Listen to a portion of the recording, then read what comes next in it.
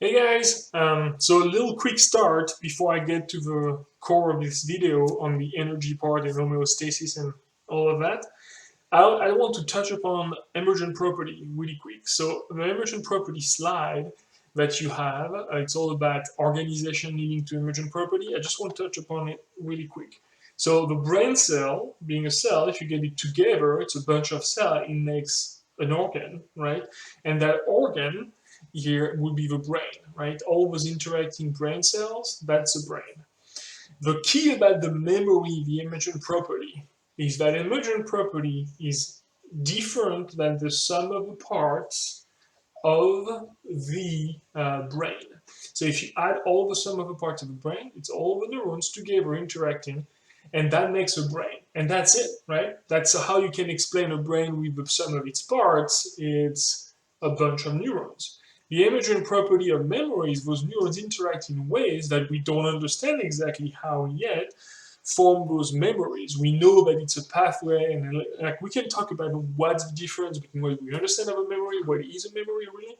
What I want to focus on here is if you were to add up all those neurons, put them together, make a brain, you have no way of predicting. Imagine you don't know about memories, you have no way of predicting about thoughts or memories. You have no way of predicting that those neurons will get together and make uh, a brain capable of thinking and making memories, right? So that's really the emergent part, the emergent properties, the part of the emergent property that's really interesting.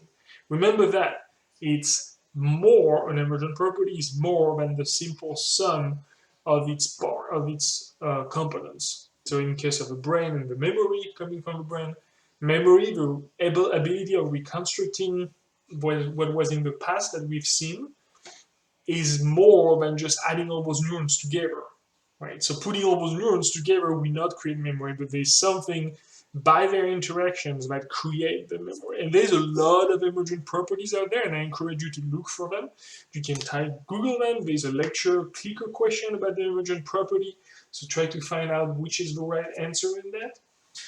And of course, you can take it as many times as you want to figure that out. Okay, so let's switch gears now. So when we talk about energy, oh, that's my cuckoo clock. Yeah, I have a cuckoo clock. It's gonna cuckoo along the way. Just let's get used to it.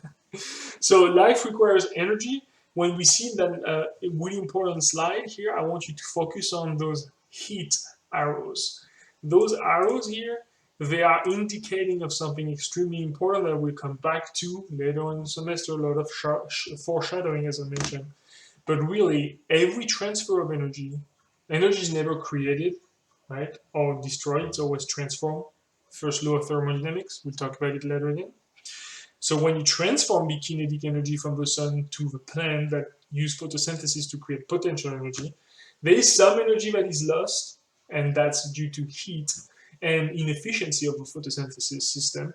And then when that energy, so that's the heat loss from the plant to create those leaves, and then when that beetle is eating the leaf, there is also some loss energy in the digestion in terms of heat.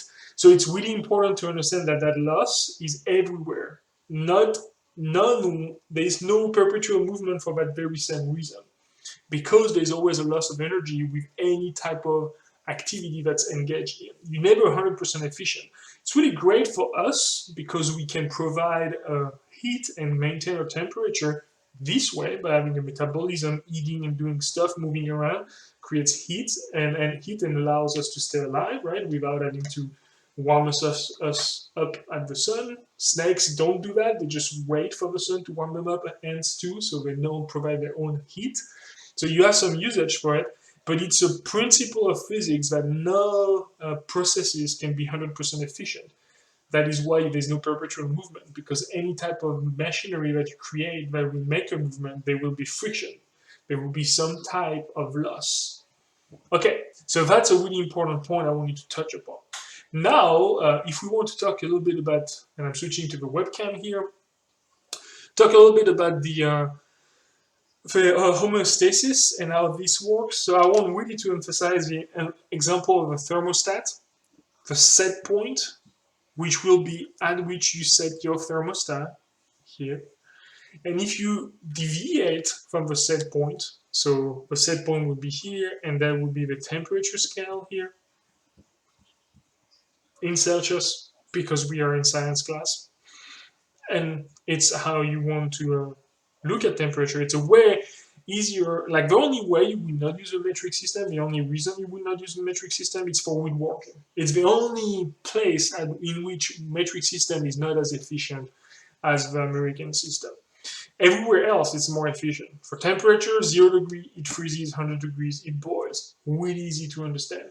Convert that to Fahrenheit, I think it freezes at 33 point something, and it boils at something crazy that I don't even remember. So it's all really intuitive. Celsius system is really intuitive. So if your set point here, and we're going to put 0 and 100, if your set point is where you want to be at, and in our case, the set point would be 20 degrees Celsius, it's approximately 75 Fahrenheit, for those of you who want some reference point. Don't worry, I'm not good at converting either, it's hard, but we're just going to go with the numbers. 20 is something you like, 18 is good as well. Under 15 degrees Celsius, start getting a little bit chilly. Under 10, it's cold. Above 25, it's starting to get hot, and above 30, it's hot. It's really hot. Okay, so your set point is there, and this day, it's hot, and the temperature rises. When the temperature rises, you are going up away from your set point. That thermostat will kick in the AC, and that's the reaction to that set point being deviated. That AC will influence the temperature by cooling it down, right? And the objective being to go back to the set point. When that's the case, going back to the set point, we call that a negative feedback loop, right? The positive feedback loop is when you get away from that set point. And in this case, we will say we go high up. And that triggers the set point to say, hey, you know what? Actually, we like heat, so let's crank it up. And that's creating even more heat, and you get away from the set point. That going away from the set point, it's called positive feedback. So do not be confused. Positive feedback, negative feedback always goes back to the set point, either way you go. So if your temperature decreases, and then in that case, the reaction will be, the set point will say, you know what, we don't like it when it gets too cold, so crank up the heat to go back to the set point. That would be a negative feedback loop. Now, the positive feedback loop, it doesn't have to go in positive. The positive feedback loop is still a positive feedback loop even when it gets colder. Your set point says, you know what, I like it cold, I'm from the mountains, that's actually me.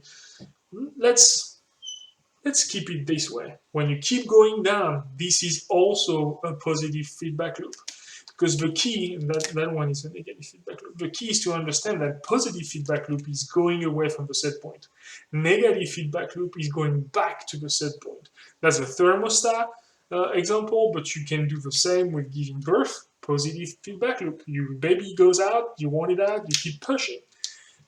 Micturing or urinating, positive feedback loop. You don't want the urine to go back up in your body, right? Sweating, negative feedback loop. Because sweating, your temperature rises, and then you want to diminish that temperature back to the set point, and you sweat.